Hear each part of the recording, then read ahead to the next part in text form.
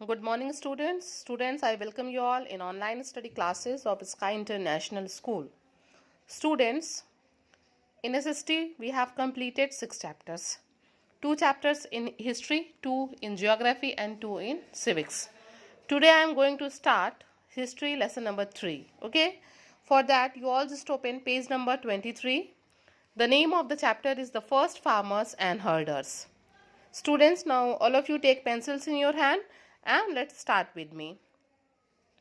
Okay, before starting this chapter, students, I want to make you one thing clear that in previous chapter already we have read that the Stone Age is divided into 3 parts. First is Paleolithic Age, Mesolithic Age and Neolithic Age. Already we have completed Paleolithic Age and Mesolithic Age. Now we will start Neolithic Age from lesson number 3. Okay students, now let's start with me. Neolithic age और new stone age, इसी Neolithic age को हम new stone age भी कहते हैं. There was a complete change in the living conditions of pre history man by the time the Mesolithic age came to an end. जब Mesolithic age जो है ख़त्म होने वाला था, उस समय तक जो है जो अर्ली मैन था या जो प्री हिस्ट्री मैन था, उसके लाइफ कंडीशंस में, उसके जीने के तरीके में बहुत से चेंजेस आ गए थे. The simple reason for this change was the fact that now he knew how to cultivate. और सबसे मेन रीज़न, सबसे सिंपल रीज़न क्या था कि वो ये सीख गया था, वो ये जान गया था कि कल्टीवेशन, खेती कैसे करते हैं, जिसकी वजह से उसकी लाइफ में एक ड्रास्टिक चेंज आया. He was no longer a food gatherer but a food producer. वो क्या हो गया? वो फूड गैदरर से फूड प्रोड्यूसर हो गया. वो खाने को अब इकट्ठा नहीं करता था. Now he was not a Hunter and gatherer. वो अब जो है इकट्ठा नहीं करता था खानों को, वो खाने को खुद प्रोड्यूस करता था. He knew that by showing seeds of wild cereal plants such as rice and wheat, he could grow his own food.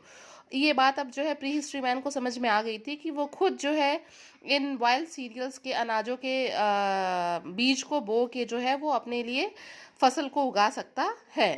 Once he showed the seed, the plants had to be taken care of properly before they produce crops. वो ये बात समझ गया था, उसको ये बात समझ में आ गई थी कि जब वो सीड डालता है, प्लांट्स होते हैं, तो प्लांट्स को टेक केयर करना पड़ता है. फसल के आने से पहले प्लांट्स का बहुत अच्छे से टेक केयर करना होता है, उसके बाद ही उसको फसल मिलती है. Hence man had to give up his nomadic ways. इस तरीके से क्या हुआ, उसने अपना नोमैडिक लाइफ जो है, नोमैडिक लाइफ स्टाइल छोड़ दिया, क्योंकि अगर वो घूम घूम के रहेगा तब तो वो फसल उगा नहीं पाएगा. फसल उगाने के लिए उसको एक जगह पे रुकना पड़ेगा. He started leading a settled life. इससे क्या हुआ, कल्टीवेशन की वजह से उसने क्या किया, एक सेटल्ड लाइफ स्टाइल किया. He started to living in a particular place. In Southwest Asia, Neolithic cultures appeared soon after 10,000 BCE.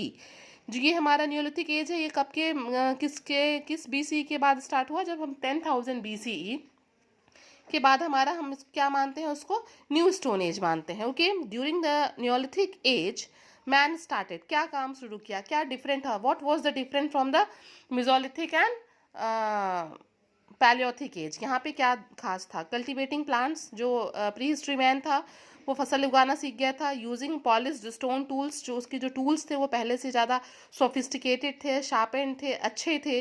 Domesticating animals, क्या वो सीख गया, वो जो है जानवरों को पालना. And settle in a village. Now he is not spending a nomadic life. He started to living in a particular place. Okay students, now turn the page and come on page number 24. And the next heading is changes brought about by agriculture. मतलब खेती करने से, agriculture करने से उनके life में किस किस तरह के चेंजेस आए, क्या क्या चेंजेस आए, उसको हम ग्रेजुअली वन बाय वन देखेंगे. First settlement. ठीक है, the heading is first settlement. In order to cultivate land and grow crops man needed water. बिल्कुल एकदम ये बेसिक नीड है. क्या है, अगर उसको खेती करनी है तो उसको क्या चाहिए? सबसे पहले उसको पानी चाहिए. So he begin to settle near the banks of rivers and lakes. इसलिए वो क्या करने लगा, वो ऐसी जगहों को खोजने लगा जहाँ पे इजीली वाटर अवेलेबल हो. इसलिए वो कहाँ रहने लगा? Just around rivers and lakes, in proper dwelling areas. Dwelling areas क्या होता है? ड्वेलिंग एरियाज वो होता है जहाँ पे हम रह सकते हैं, आवासीय स्थान.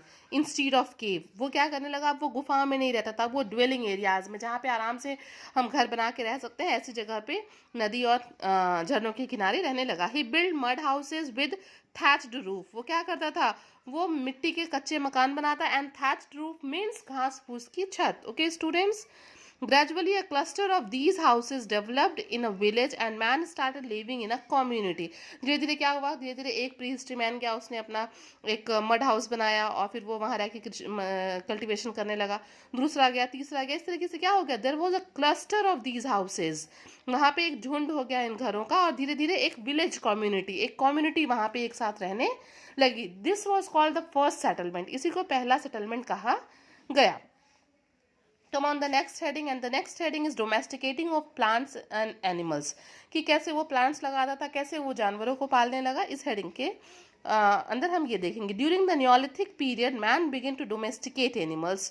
Neolithic age में वो क्या करने लगा, domesticating animals, जानवरों को पालने लगा. Dogs were also trained to herd flocks of sheep and goats. मतलब अब डॉग्स को वो ट्रेन कर दिए ताकि वो क्या करते थे, शीप और गोट के जो झुंड थी उसको वो देखते रहते थे. ठीक है. Cattle, chicken and pigs were also domesticated.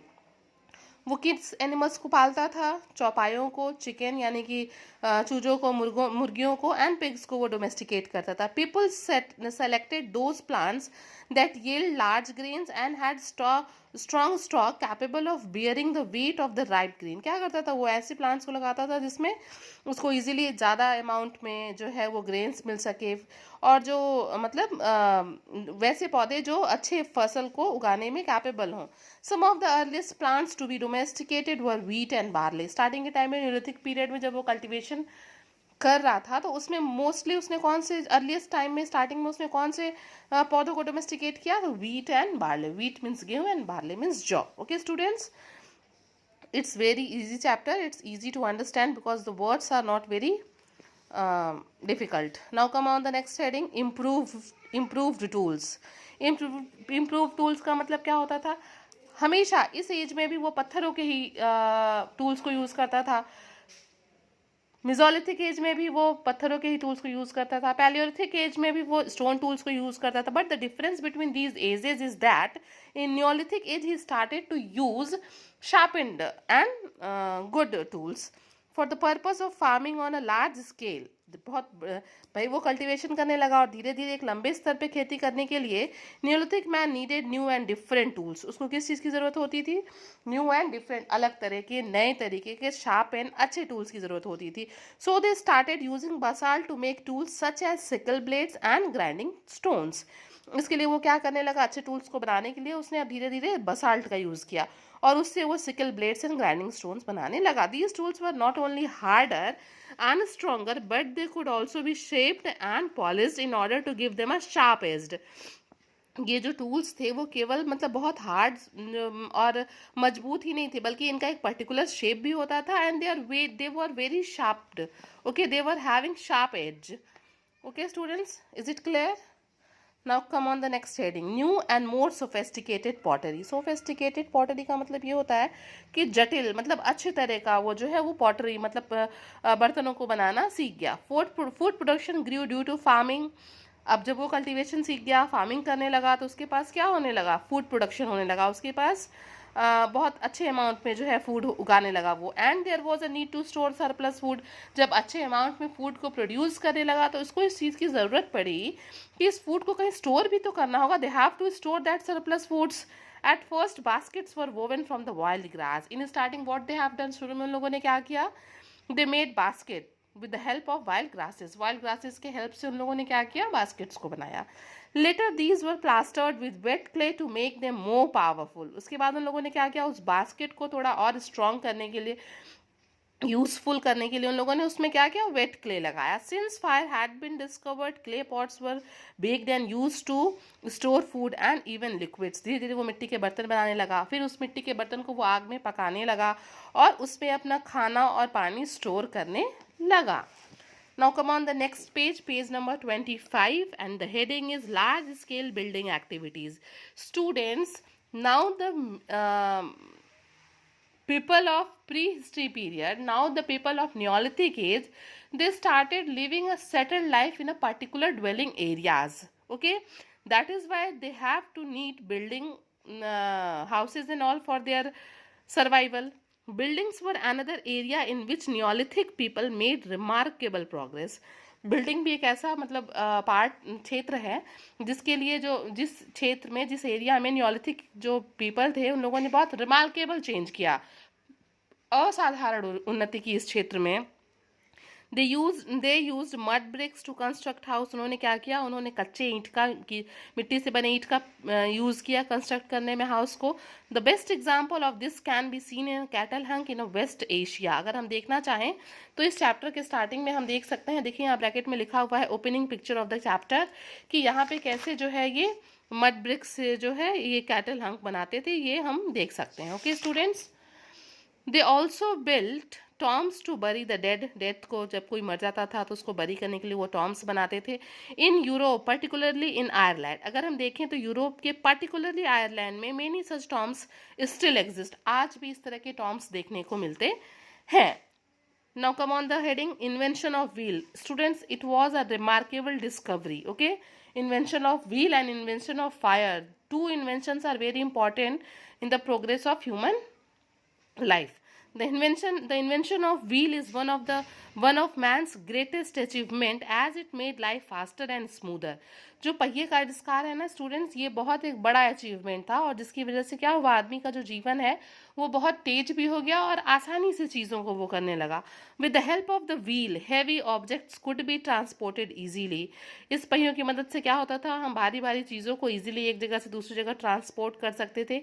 In addition to transport the wheel was also use to make pots. In addition to transport मतलब हम ट्रांसपोर्ट का काम तो करते ही थे, चीज़ों को उस पर मतलब गाड़ी की जैसा बना के उस पर चीज़ों को एक जगह से दूसरी जगह तो पहुंचाते ही थे, प्लस इस व्हील का यूज़ जो है पॉट्स बनाने के लिए भी कर सकते थे, and for spinning and weaving, और स्पिनिंग एंड वेविंग के लिए भी व्हील का यूज़ होता था। Now come on the next heading, Chalcolithic age 4000 BCE to 2000 BCE. Following agriculture, the discovery and use of metal marks the next major milestone in the progress of civilization. धीरे धीरे क्या हुआ, जब उस time के आदमी ने घर बनाना सीख लिया, उसने डोमेस्टिकेटिंग ऑफ एनिमल्स, जानवरों को पालना सीख लिया, अच्छे टूल्स को बनाना सीख लिया, अच्छे पॉट्स को बनाना सीख लिया, तो उसके बाद एक नया जो डिस्कवरी उसने किया वो क्या किया, उसने ये किया कि यूज़ ऑफ मेटल मार्क्स, उसने धीरे धीरे मेटल्स को यूज़ करना शुरू किया।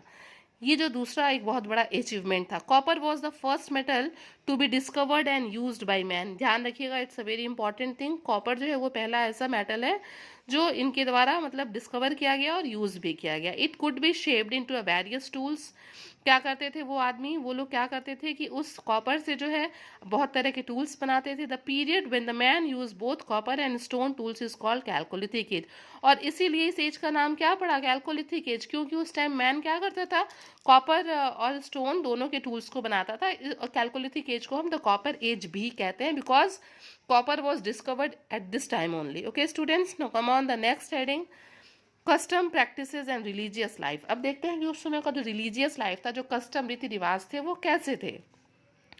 During the Neolithic and Chalcolithic ages, man was scared of natural phenomena such as lightning, thunderstorm, and forest fire, as he did not understand what made them take place. ठीक है, उस समय का जो इंसान था वो इतना पढ़ा लिखा तो था नहीं, तो जो नेचुरल फिनोमिना है, जो नेचुरल चीज़ें हैं, वो उससे बहुत डरता था।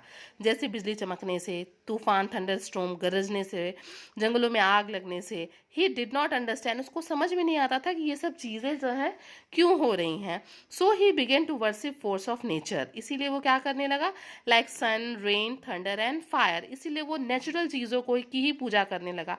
दरअसल में वो इन्हीं चीज़ों से डरता था, उसको समझ में नहीं आता था ये चीज़ें क्यों घटित हो रही हैं। That is why they started to worship these forces of nature like sun, rain, thunder and fire. Earth was revered as a mother as it provides food. पृथ्वी को लोग क्या कहते थे, पृथ्वी माता कहते थे, धरती माता कहते थे। बहुत श्रद्धेय थी, क्यों थी, क्योंकि उनको लगता था कि ये हमको खाना देती हैं, तो शी इज़ वेरी रिवर्ड, बहुत श्रद्धेय हैं। ओके स्टूडेंट्स, नेचुरल फिनोमिनाज जो थे उससे वो डरते थे, इसीलिए नेचुरल फोर्सेस की वो पूजा करने लगे। Now come on the burials, next heading, and next and the last heading is burials. Neolithic and Chalcolithic people looked upon death as a journey from one which one did not return. क्या मानना था? जो Neolithic और chalcolithic as के लोग थे उनका ये मानना था कि अर्थ डेथ इज अ जर्नी जिससे आदमी कभी लौट के वापस नहीं आता है. They believed in life after death. उनको जीवन के बाद जो है मृत्यु के बाद के में विश्वास होता था. Believe in the life after death. उनको मानना था कि व्यक्ति का जो है डेथ के बाद भी एक जीवन होता है. And so when a person passed away, he was buried with his belongings such as basket, stone tools and jewelries. इसीलिए क्या होता था, उनका मानना था कि डेथ के बाद भी एक लाइफ है. That is why they were burying all the things which that man is particularly using.